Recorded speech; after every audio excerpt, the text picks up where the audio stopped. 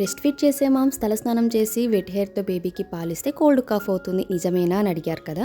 మన పెద్దవాళ్ళు ఎందుకు అలా చెప్పారు అంటే, ఎక్కువసేపు వెట్ హెయిర్తో అలాగే ఉంటే మదర్కి కోల్డ్ అవుతుంది, మదర్కి కోల్డ్ అయితే ఆటోమేటిక్గా బేబీకి కూడా కోల్డ్ కాఫ్ వస్తుంది అనేసి అలా చెప్పారు. అంతేగాని వెట్ హెయిర్తో బేబీకి ఫీడ్ చేస్తే ఏం అవ్వదు. నేను టీ కాఫీ కంప్లీట్గా మానేసున్నా, కానీ బాబు పుట్టాక నిద్ర లేకపోవడం వల్ల ఏమో కానీ హెడేక్ వస్తుంది. డేలో ఒక కప్ టీ తాగకపోతే అస్సలు ఉండలేనన్నట్టుగా అయిపోయింది. ఇంకా టీకి పెట్టేసి దానివి మ్యాంగో పుడ్డింగ్ అడిగితే తనకు చేసి ఇచ్చాను. 10 డేస్గా కలెక్ట్ చేసిన మీగడ ఉంది, వెన్న చేస్తున్న, నెయ్యి చేద్దామని. నేను ఎప్పుడు నెయ్యి ఇంట్లోనే ప్రిపేర్ చేస్తాను.